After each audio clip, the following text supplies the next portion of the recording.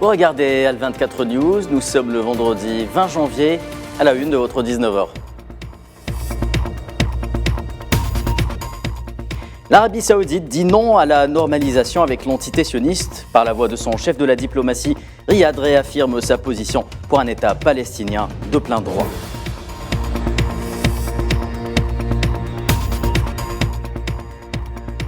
Le Maroc au cœur de la tourmente, un tollé de réactions salue la résolution adoptée par le Parlement européen en faveur des droits de l'homme et des journalistes.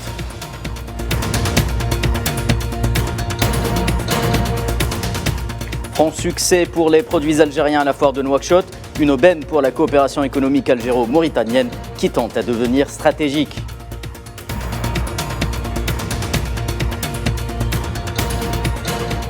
Enfin, les Français bien décidés à faire échouer la réforme de la retraite. Ils étaient plus d'1 million dans la rue hier pour exprimer leur refus et exiger son retrait.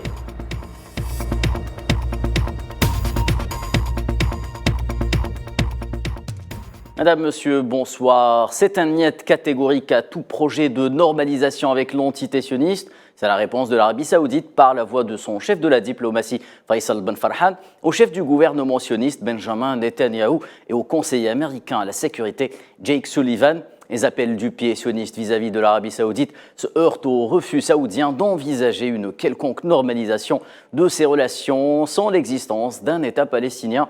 Riyad campe ainsi sur ses positions. Dans une vidéo publiée sur Twitter, Ben Farhan déclare, je cite, « Une vraie normalisation et une vraie stabilité ne viendront qu'en donnant aux Palestiniens de l'espoir et de la dignité, ce qui nécessite de leur donner un État. » Fin de citation. Et nous le disions tantôt en titre, le Maroc au cœur de la tourmente. Un tollé de réactions salue la résolution adoptée par le Parlement européen en faveur des droits de l'homme et des journalistes, notamment Reporters sans frontières, qui dénonce une détérioration de la liberté de la presse dans le royaume. Safwan Ben Sabri. Le gouvernement marocain au cœur de la tourmente après le vote historique du Parlement européen critiquant les atteintes aux droits de l'homme au Maroc, notamment envers les journalistes.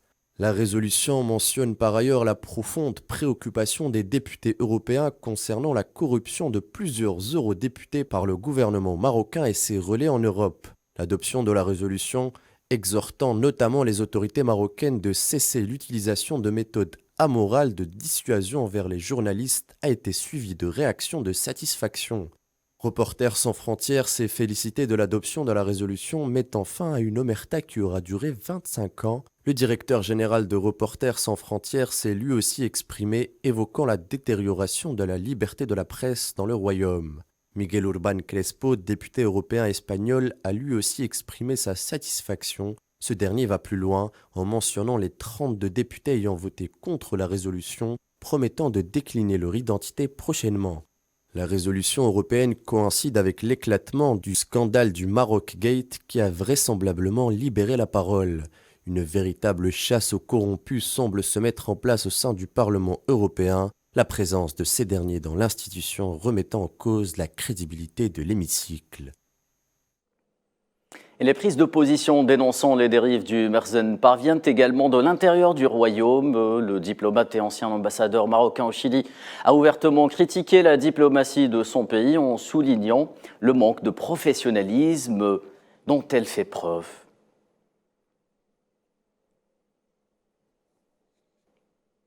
Zoom à présent sur le franc succès que connaissent les produits algériens à la foire qui leur est consacrée à Nouakchott, à laquelle prennent part pas moins de 170 entreprises nationales. Présent sur place, le ministre algérien du Commerce et de la Promotion des Exportations, Kamel Rezig, a supervisé l'ouverture officielle de l'événement en compagnie de son homologue mauritanien, le Mrabalt Ould Bennahi. Rezig a été reçu ensuite par le président mauritanien Ould El Razouani et le premier ministre Mohamed Ould Blel. Ce dernier a affirmé que son pays ne ménagerait pas ses efforts pour renforcer la coopération et les échanges économiques avec l'Algérie. Je vous propose d'écouter un extrait des déclarations du ministre algérien du Commerce, Kamel Rezig.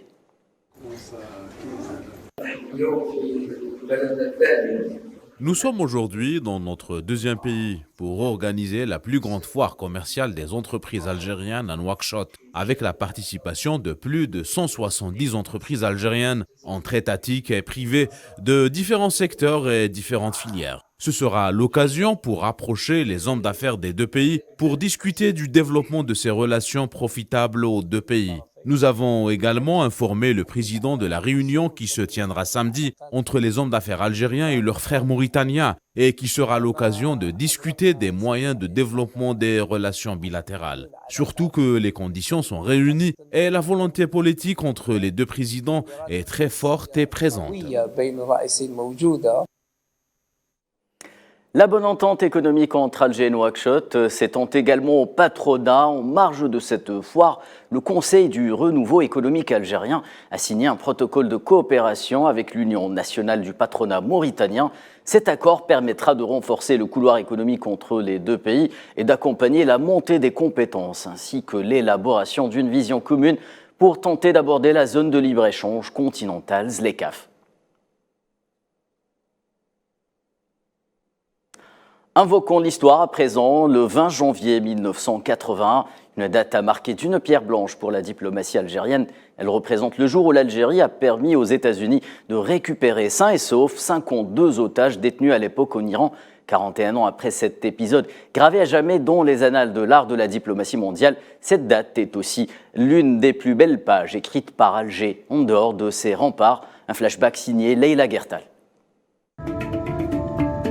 Qui ne se rappelle pas ce fameux dénouement de la crise dite des otages américains déclenchée en 1979, une crise qui a failli tourner au drame, n'eût été le doigté, le talent de la diplomatie algérienne qui a joué le rôle de la médiation entre les deux parties iraniennes et américaines. Une médiation menée avec brio et où l'expérience de l'Algérie en matière des traitements des dossiers épineux et sensibles a pris toute sa forme. Pour se recentrer, rappelons-nous un tant soit peu des faits. La crise a commencé juste après la chute du régime du Shah déchu en 1979. Des manifestants iraniens très en colère ont pris d'assaut l'ambassade des États-Unis et ont pris le personnel diplomatique en otage. Séquestrés durant 444 jours, les 52 diplomates et personnels civils sont devenus une monnaie d'échange. Leur tête était devenue objet d'un chantage. La libération des otages contre la livraison du Shah Mohammed Reda Pahlavi qui a à l'époque séjourné à Paris pour des soins après sa chute et son renversement par la révolution iranienne. Et c'est là que l'Algérie entre en jeu. La diplomatie est alors représentée par Mohamed Sadir Ben Yahya qui occupait le poste de chef de la diplomatie algérienne. Ce dernier n'a pas tardé à intervenir pour résoudre la crise. Grâce à la médiation de l'Algérie et le talent de Sadir Ben Yahya, la crise a pu connaître un dénouement heureux et sans incident majeur après une série de navettes entre Alger et Washington, dont l'ancien secrétaire d'État adjoint américain Warren Christopher. Après des pourparlers acharnés menés par l'Algérie, un accord a enfin été arraché en vertu duquel des otages ont été libérés, mais en échange d'un dégel des biens iraniens et d'une levée de sanctions contre l'Iran. Le 20 janvier 1981, les otages libérés foulent enfin le sol algérien. Un grand ouf de soulagement pour les Américains. L'ancien secrétaire d'État adjoint américain Warren Christopher avait affirmé alors que l'Algérie et son gouvernement ont démontré un bel engagement envers les valeurs humaines et avait montré un aperçu singulier de l'art de la diplomatie. Depuis, il ne se passe pas une date de ce dénouement sans que le nom de Sadir Ben Yahya ne soit évoqué par les autorités américaines très reconnaissantes envers l'Algérie. L'épilogue de la crise des otages ne fut qu'un épisode parmi tant d'autres de la diplomatie algérienne dont les exploits s'écrivent en lettres d'or, tout comme les noms des hommes qui l'ont porté. Actualité continentale avec la Somalie pour commencer. Mogadiscio a annoncé avoir neutralisé pas moins de 100 terroristes appartenant au groupe terroriste Shebab, et ce à la suite d'une attaque déjouée contre un centre militaire au niveau de la ville de Jellad. Le ministère somalien de l'information a également indiqué que 7 membres de l'armée ont été tués lors de cette attaque. À noter que l'Égypte a également été le théâtre d'un attentat terroriste ce vendredi. Selon des médias égyptiens, une patrouille sécuritaire d'Abis dans la province de Bhaïra et d'Alexandrie fait l'objet d'une attaque terroriste faisant plusieurs blessés. Au Niger, une réunion de haut niveau sur la sécurité régionale au Sahel s'est tenue hier dans la capitale Niamey sous l'égide de l'ancien président nigérien Mahamadou Issoufou. Des officiels de haut rang et des responsables des renseignements généraux et de la sécurité extérieure des pays du Sahel y ont pris part. Les participants ont tenté d'évaluer une stratégie en matière de sécurité de la région pour mieux lutter contre le terrorisme. Et en République démocratique du Congo, les milices armées Codeco auraient tué 7 personnes dans un camp de déplacés dans le pays. C'est ce qu'a déclaré hier un porte-parole de l'ONU. La mission de l'Organisation des Nations Unies pour la stabilisation en République démocratique du Congo a rapporté que l'attaque avait eu lieu dans le camp de personnes déplacées de Plaine Savo. Direction la France à présent pour parler d'un jeudi noir dans l'Hexagone. La grève anti-réforme de la retraite a tenu toutes ses promesses avec au moins 1,2 million de grévistes descendus dans la rue pour protester contre l'une des réformes les moins populaires de l'ère Macron. Retour sur cette journée avec Souhila Akilal. Un jeudi mémorable dans l'histoire de la lutte ouvrière en France. Une marée humaine a envahi les rues et les villes en métropole. Ils étaient, selon les sources locales, entre 1 et 2 millions de citoyens à battre le pavé pour protester contre la réforme des retraites proposée par l'exécutif français. Un texte à l'origine de beaucoup de remous au sein de la classe politique et qui a du mal à passer dans la rue.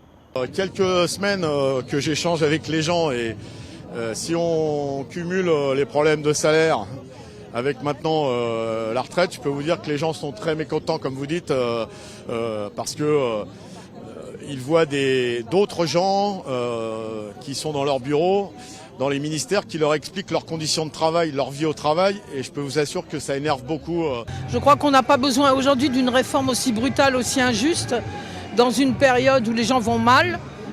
Tout le climat est négatif, qu'on voit l'Ukraine, le prix de l'énergie, le pouvoir d'achat, et une réforme qui aujourd'hui n'est pas nécessaire financièrement parlant. La réforme proposée par le gouvernement d'Elisabeth Borne propose entre autres de porter l'âge de départ à la retraite à 64, soit 2 annuités de plus par rapport à l'âge légal actuel.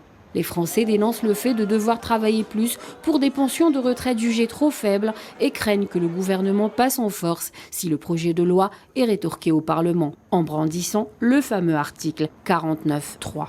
Je ne me vois pas jusqu'à 67 ans sur un vélo en train de pédaler. Et en plus, à la Poste, il y a des réformes structurelles tout le temps. Plus cette réforme des retraites, déjà ça me coupe les jambes. Donc pour pédaler, avoir les jambes coupées, c'est pas idéal. Les grévistes sont issus de tous secteurs confondus, fonctionnaires, enseignants, professionnels du transport, mais également de l'énergie. L'on enregistre par exemple entre 70 et 100% de mobilisation chez Total Energy et 40% chez le fournisseur de gaz Engie. Du côté du patronal, on soutient bien entendu la réforme proposée par Emmanuel Macron. Pour le président du MEDEF, il n'y a pas 36 solutions, il faut faire cette réforme. On n'a pas 36 solutions, donc il faut faire cette réforme. Je trouve qu'elle est équilibrée, qu'elle permettra quand même à plus de 40% des Français de partir avant l'âge légal avec l'ensemble des dispositifs qui sont prévus. Alors que le débat parlementaire promet d'être houleux, une nouvelle journée de mobilisation est prévue pour le 31 janvier prochain. Conflit en Ukraine à présent, c'est dans un contexte de tension que les alliés militaires de Kiev ont tenu une réunion ce vendredi à la base aérienne américaine de Ramstein en Allemagne. Le président ukrainien Volodymyr Zelensky a déclaré qu'il s'attendait à des décisions fortes lors de cette réunion pour aider son pays avec des armes lourdes.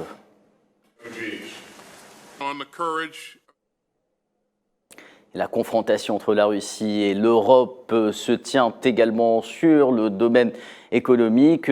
Kiev, justement sur le plan économique, le géant russe Gazprom a annoncé 40% de réduction de ses exportations de gaz vers l'Europe via l'Ukraine. Selon le groupe énergétique, quelques 24,4 millions de mètres cubes de gaz naturel ont été exportés ce vendredi contre un volume de 25,1 millions de mètres cubes livrés jeudi et 32,6 millions de mètres cubes en début de semaine.